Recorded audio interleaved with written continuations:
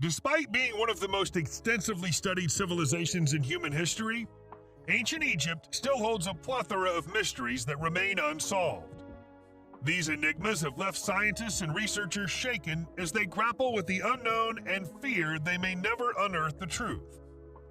Despite the immense knowledge we've acquired about this culture and country, there are still untold secrets that lurk beneath the surface, waiting to be uncovered. Let's take a closer look. The ancient Egyptian pyramids near Giza continue to fascinate archaeologists and historians to this day. However, one of the biggest mysteries of this civilization remains the two obscure and incomplete pyramids located in the town of Zayat el-Aryan. Believed to have been built during the 3rd dynasty between 2700 and 2600 BCE, the Layer Pyramid and the unfinished Northern Pyramid are shrouded in secrecy and intrigue. The Layer Pyramid is thought to have been built by Pharaoh Khaba and was excavated in the early 20th century. Nearby, several large mastabas were found, which would have been the dwellings of high officials. This suggests that the area held great royal significance. The unfinished Northern Pyramid is also known as the Pyramid of Baka or the Pyramid of Bicaris. Egyptologists have been debating its ownership for decades, with some attributing it to a king named Bicaris and others to a prince named Baka. Unfortunately, the pyramids have remained largely untouched since their discovery. A nearby military base has restricted access to the area, leaving the remains in a state of disrepair and a wealth of knowledge still waiting to be unearthed. After a 2-year hiatus due to the events of 2020 and 2021, a team of Dutch and Italian archaeologists returned to Saqqara in early 2023 and uncovered an incredible underground tomb complex along with several chapels.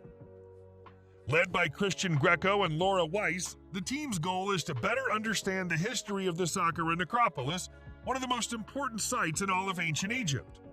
The recently discovered tomb complex was built for Panesy, a steward of the Temple of Amun, during the reign of Ramses II. The structure resembles a freestanding temple and features several chapels offering a glimpse into the religious life of ancient Egyptians. The team also found 4 smaller chapels in the area with well-preserved funeral scenes and drawings. One of the most impressive chapels was built for Yo-Yo, a maker of gold foil for the pharaoh's treasury. The quality and detail of the wall decorations are stunning, featuring colorful portrayals of funeral processions, veneration for the goddess Hathor, and the ship of the local Saqqara god Saqqar. As this is an April 2023 discovery, research is still ongoing. Our next puzzling ancient Egyptian find is the magnificent Geyer Anderson cat, a bronze statue that dates back to the late period around 600 BCE. This feline sculpture stands 16 inches high and is adorned with exquisite gold ornaments and jewelry, including a protective wedget amulet. It's a representation of the female cat deity Bastet, with a scarab on its head and a winged scarab on its chest. The Geyer Anderson cat is a true work of art, but the statue's beauty hides a dark secret. It's not as well preserved as it seems. X-rays taken of the sculpture reveal cracks almost completely around the center of the cat's body, and only an internal system of reinforcements prevents its head from falling off. Luckily, Major Geyer Anderson, who donated the statue to the British Museum, was an expert restorer. It was he who added the reinforcements in the 1930s. He also chipped away a heavy coating of verdigris and red patina to reveal the cat's true beauty. The Geyer Anderson cat is a stunning example of ancient Egyptian art and craftsmanship and a testament to the skill and talent of its creators. Osiris ought not to have a tomb. He is, after all, a deity rather than a king.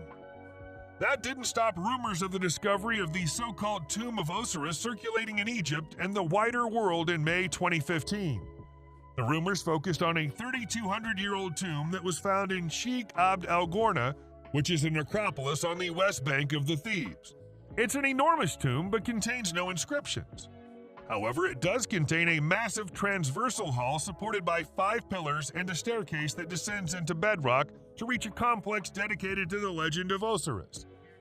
Egyptian mythology states that Osiris was the first pharaoh of Egypt and ruled until he was betrayed and killed by his brother Seth, who locked him into a box and filled it with molten lead before throwing the box into the Nile. Not content with that, he reincarnated as a crocodile, tore the body into 14 pieces, and spread them across Egypt. Isis, the wife of Osiris, later recovered all the pieces and buried them where she found them, creating a shrine in each place. This is undoubtedly a shrine to Osiris, but was part of him buried here? Almost certainly not, but it's strange that the tomb can't otherwise be identified.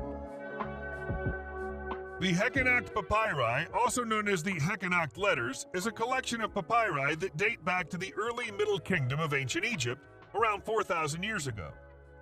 These precious texts were discovered in the tomb complex of Vizier Ipi and were accidentally mixed into debris used to push the coffin of a servant named Messa into the burial chamber. The papyri consist of letters and accounts written on or on behalf of Hekinakh, a Ka priest of Ipi. They provide rare and valuable information about the lives of ordinary members of the lower upper class of Egypt during this period.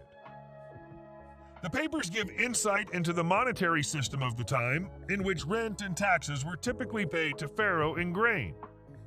Hekinakh calculated values in grain, particularly barley, but also had no problem converting these values into equivalent amounts of oil, textiles, or copper. He both expected and offered payments in different commodities. These papyri are significant not only to the study of ancient economic thought and accountancy, but also to the history of Egyptian fractions and mathematical techniques. The use of double entry accounting and theoretical or abstract weights and measures units shows the sophistication of the Egyptian economy during this time. The Temple of Amun at Kawa in Nubia once housed at least 3 magnificent statues of Amun, represented in the form of a ram protecting King Taharka, the pharaoh who began construction of the stone temple in 683 BCE. Amun was one of the most significant deities in ancient Egypt, and the ram was one of his sacred animals. Statues of rams or ram-headed sphinxes have often been found in various temples dedicated to Amun. The rams were discovered by Professor Francis Llewellyn Griffith during his excavations at the temple in 1930 to 1931. One of those statues was acquired by the British Museum directly from Professor Griffith in 1933 and is still there today. The British Museum state features a ram lying on its stomach with its 4 legs folded under it, protecting a standing figure of King Taharka.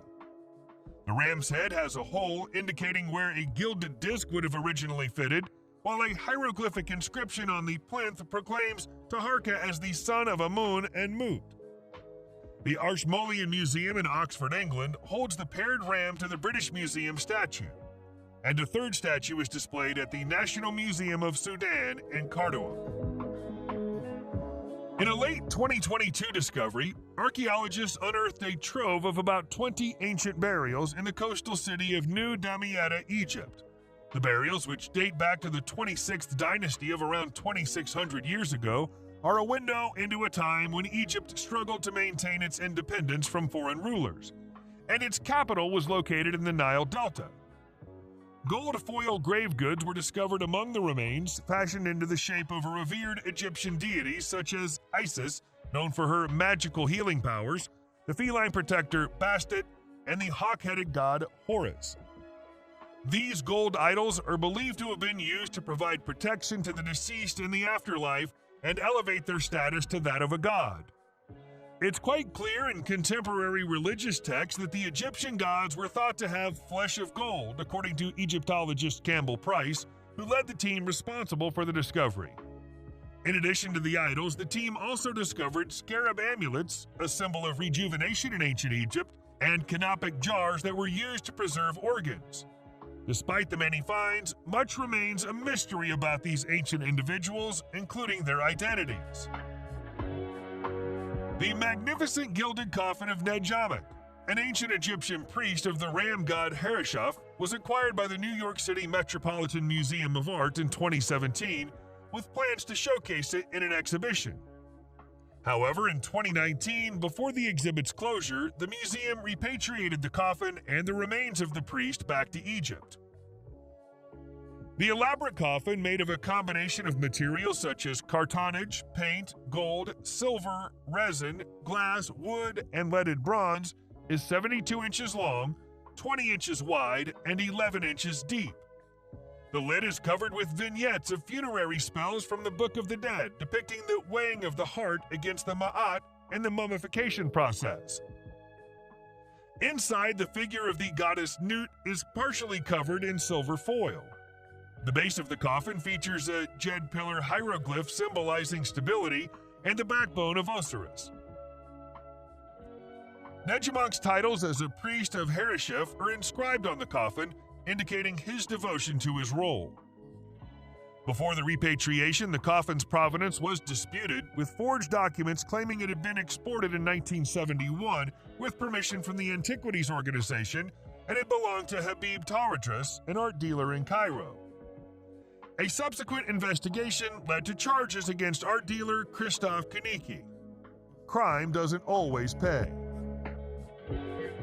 Next up, we have Trajan's Kiosk, a magnificent hypaethral temple that has endured for centuries on Kilkia Island, Egypt. Known locally as the Pharaoh's Bed, this one-of-a-kind structure is attributed to Trajan, the Roman emperor who ruled from 98 to 117 CE. However, the majority of the temple structure dates back to an earlier period, possibly to the reign of Augustus. Originally situated on Philae Island, the kiosk was relocated to Agilkia Island in the 1960s as part of the international campaign to save the monuments of Nubia. With its impressive height of 52 feet, the kiosk likely served as a shelter for the bark of Isis at the eastern banks of Philae Island. The kiosk's 20 columns are beautifully decorated with composite capitals, each topped with 6-foot-high piers, and were originally intended to be sculpted into bas piers, although this decoration was never completed. Its attribution to Emperor Trajan is based on a carving inside the kiosk structure, which depicts the emperor burning incense before Osiris and Isis, showcasing the grandeur of both Roman and Egyptian cultures in a harmonious union. Beni Hassan, an ancient Egyptian cemetery located in the heart of Middle Egypt, is a site of great historical significance. It lies approximately 12 miles to the south of the modern-day city of Minya, in the region between Ashdod and Memphis. This cemetery was primarily used during the Middle Kingdom, spanning the Middle Bronze Age, although there are some Old Kingdom burials at the site. To the south of the cemetery is a temple dedicated to the local goddess Pakhet, constructed by the famous pharaohs Hatshepsut and Thutmose III. This subterranean temple is known as the Cave of Artemis due to the Greeks' identification of Pakhet with Artemis.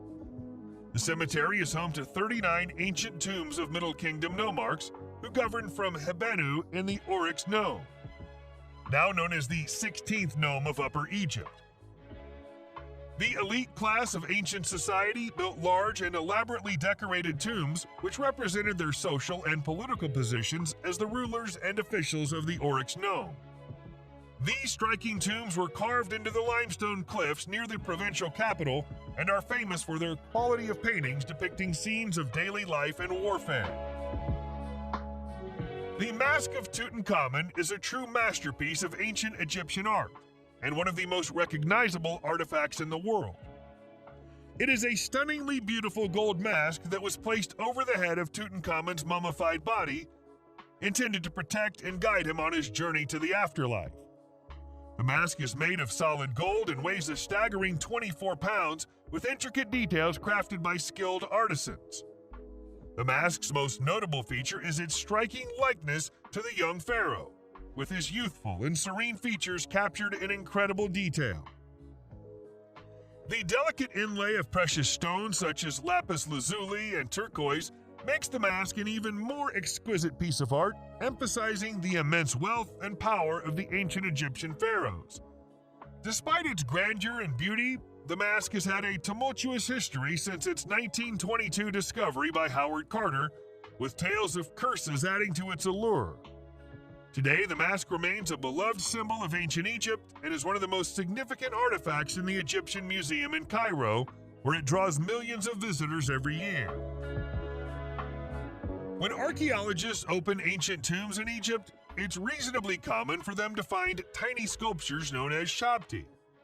Hundreds of them have been found, but having so many artifacts to study hasn't helped archaeologists to identify their purpose.